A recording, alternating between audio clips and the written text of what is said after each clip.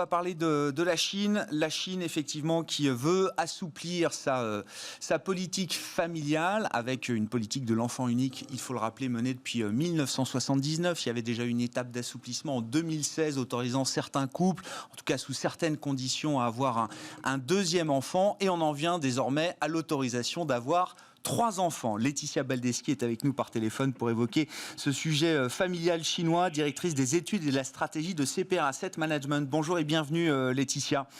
Bon, la Chine prête à expérimenter la joie des familles nombreuses. Je ne suis pas sûr que ça leur coûte grand-chose à Pékin d'annoncer une autorisation d'avoir 3 enfants par foyer aujourd'hui, mais quel est le signal envoyé? Que nous dit cette annonce, qui est l'événement d'hier? Que nous dit cette annonce des enjeux de long terme auxquels fait face la Chine aujourd'hui sur le plan démographique?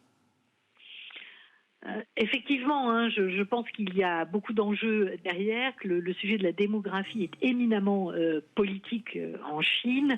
Il faut se rappeler qu'on a eu un petit peu de bruit il y a quelques jours autour de la publication du 7e recensement, qui a été retardé. On connaît les Chinois et leur exactitude en matière statistique, donc on pouvait s'interroger sur ce phénomène. Cette annonce hier de l'autorisation du 3e enfant, on voit bien qu'il y a une grosse inquiétude. L'inquiétude, c'est que la population chinoise vieillit très vite, le taux des naissances est très faible et qu'il faut faire quelque chose. On a déjà une contraction de la population active depuis quelques années et que le phénomène ne va faire que s'accélérer avec l'accélération de la croissance et du revenu par tête des habitants en Chine. Et donc c'est vraiment une tendance de long terme qui est en train de s'amorcer. On voit bien que les courbes de démographie sont assez défavorables et c'est un élément très inquiétant pour les autorités chinoises. Tout le développement récent de la Chine reposait sur une main-d'œuvre abondante. Or là, si l'on prolonge les courbes, on voit que le pic de la population chinoise devra arriver d'ici 5 ans à peu près. Et donc les autorités se disent que la population sera trop vieille, la population active trop faible pour supporter le coût de ce vieillissement de la population. À structure inchangée. Entre donc, la Chine qui était l'usine du troisième enfant, on peut évidemment être sceptique sur son impact. On sait qu'il y avait déjà beaucoup de dérogations pour pouvoir avoir éventuellement un 3e enfant, hormis évidemment les fonctionnaires, mais sinon on pouvait avoir des autorisations pour ce 3e enfant. Quand on regarde les sondages à l'intérieur du pays, pour beaucoup de Chinois, enfin pour la majorité d'entre eux, la famille idéale c'est 2 enfants. Mais 35% des Chinois interrogés indiquent que finalement un enfant, ça sera très bien. Et quand on regarde l'impact de l'ouverture, de la possibilité qui avait été donnée aux Chinois depuis 2011, graduellement et effectivement complètement en 2016, de passer un 2e enfant, on a vu que ça n'avait eu qu'un impact très modéré sur le taux de fécondité des femmes, qui avait monté dans un tout premier temps, mais très rapidement qui est revenu sur sa tendance de long terme à la décroissance. On est à 1,3 enfants par femme en 2020, donc on est vraiment sur des plus bas observés dans le monde. Qu'est-ce que ça veut dire du point de vue des décisions politiques? Parce que la démographie, j'imagine, ne se décrète pas, Laetitia, et vous le dites, la dernière étape d'assouplissement n'a pas été franchement un game changer pour la démographie chinoise à date. Décréter que 3 enfants sont autorisés, est-ce que ça changera quelque chose? Et à quelles conditions est-ce qu'on peut imaginer sur le long terme une stimulation de la démographie en Chine? Bien, il me semble que ce sont les mesures qui ont été évoquées dans le communiqué relatant les échanges du Politburo d'hier. On a non seulement, tout le monde s'est focalisé sur l'annonce du 3e enfant, évidemment en Chine, mais il y avait aussi beaucoup de mesures annoncées, d'intentions pour essayer de renforcer la politique familiale et de renforcer le système de retraite. Et c'est, à mon avis, l'essentiel des leviers que que les autorités peuvent mettre en œuvre pour essayer de relancer la natalité en Chine. Pourquoi ? Parce qu'aujourd'hui, vous avez, puisque là, il y a eu la politique d'enfant unique depuis le début des années 80, les jeunes d'aujourd'hui, qui sont en âge de se marier, se retrouvent dans une structure familiale où ils ont déjà à charge, potentiellement à charge, 2 parents, 4 grands-parents.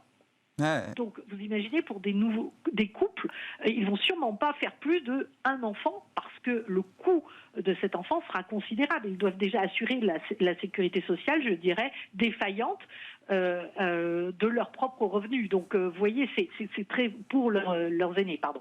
Donc, c'est très très compliqué pour eux de se projeter sur plus d'1 enfant, sachant que les coûts d'éducation sont très élevés, que les coûts du logement dans les villes sont de plus en plus élevés, et qu'il n'y a pas assez de systèmes d'aide pour les femmes pour travailler, et donc tout ce qui est garde d'enfants et autres.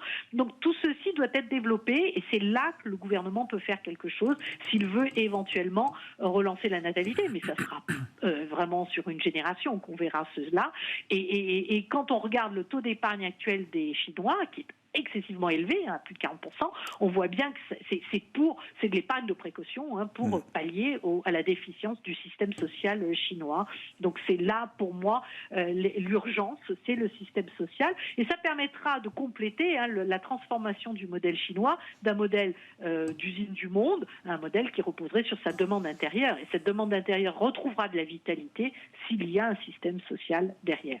C'est un enjeu géostratégique également sur le long terme, Laetitia, dans un monde peut-être moins globalisé, plus régionalisé. C'est intéressant de noter qu'au moment où la Chine essaye de stimuler sa politique familiale, Joe Biden met sur la table un plan pour les familles américaines également. On sait qu'en Europe, là aussi, la question démographique est une question lourde qui sous-tend beaucoup de la dynamique économique qu'on peut observer en Europe et sur laquelle on peut se projeter. Ça devient, la démographie redevient une arme géostratégique aujourd'hui dans le monde, Laetitia ? Oui, il me semble que c'est quand même important, surtout du côté de la Chine. La Chine, c'était le pays le plus peuplé, le pays le plus dynamique, avec des taux de croissance exceptionnels et autres. Et on voit bien que le taux de croissance est en train de ralentir. La croissance potentielle est en train de ralentir. Elle dépend de la population active, de la quantité de travail mobilisable. Donc forcément, avec une décroissance de la population active, vous avez des perspectives de croissance potentielle plus faibles. Donc évidemment, un poids qui pourrait diminuer dans l'avenir, même si il me semble que la dynamique sera très très longue. Et puis, dans la zone asiatique, il y a la concurrence indienne. Le fait que l'Inde puisse passer devant la Chine en population, en nombre d'habitants, c'est vraisemblablement un enjeu politique pour les autorités chinoises. Un mot du yuan, peut-être, Laetitia, le yuan qui ne cesse de s'apprécier depuis des mois face au dollar, face aux devises également des principaux partenaires commerciaux de la Chine. Est-ce que le yuan est trop fort aujourd'hui pour les autorités monétaires chinoises ? Alors, c'est vrai qu'on a eu des communications, on sentait que les autorités commençaient à s'inquiéter. Je pense pas qu'en quelque part, ce n'est pas le niveau, si vous voulez, actuel du yuan qui inquiète, c'est le rythme d'appréciation qui s'est accéléré sur les dernières semaines, comme on a pu le voir. C'est vrai qu'on est à 11% d'appréciation contre dollar depuis 1 an, donc c'est un peu beaucoup. Alors effectivement, la Banque centrale a annoncé hier qu'elle allait recourir à une hausse du taux de réserve sur les dépôts en devises. Alors c'est un instrument qui existait mais qui n'avait pas été utilisé depuis mai 2007. Donc on voit que c'est un vieil instrument. Ce taux de dépôt de réserve obligatoire sur les dépôts en devises passerait de 5 à 7%. Donc c'est globalement, compte tenu des niveaux des dépôts en devises qui sont estimés à peu près autour de 660 milliards de dollars. Ça ferait donc une ponction sur le marché des liquidités en devises de l'ordre de 13 milliards. Ça peut avoir un impact. il me semble que si la PBOC avait vraiment voulu freiner complètement le yuan, elle aurait agi sur le fixing qu'elle fixe elle-même comme fixing quotidien, et donc permettre petit à petit une dépréciation de cette devise. Elle avait utilisé cet outil précédemment. Donc on voit qu'elle est contrainte entre deux positions. C'était qu'elle veut continuer de montrer que le yuan finalement est dépendant des forces de marché et qu'actuellement les forces de marché c'est la demande de yuan, le spread de taux quand on regarde les taux longs chinois à 3,20, évidemment c'est un peu intéressant contre $1 à 1,60 sur du 10 ans. Donc il y a un attrait, d'autant plus que les autorités appellent aux investisseurs étrangers à intervenir sur ce marché financier chinois. Donc il y a vraiment une ouverture du contrôle des capitaux côté entrée et par contre toujours un contrôle des sorties. Donc forcément, ceci se traduit par des pressions haussières sur le renminbi. Donc la PBOC a d'autres moyens pour essayer de limiter ces pressions, notamment de libérer un peu les sorties de capitaux pour les résidents chinois. C'est encore un outil qu'elle pourra mettre en œuvre avant de toucher au fixing de sa devise. Clairement, elle n'est pas sereine. Un yuan un peu élevé, c'est intéressant aussi. Ça limite les pressions sur ça limite le coût des matières premières achetées à l'étranger. Donc pour les entreprises chinoises, c'est une bonne mesure quelque part. Merci beaucoup Laetitia. Merci pour vos commentaires sur l'actualité chinoise du moment. Laetitia Badeski, directrice des études et de la stratégie de CPR Asset Management.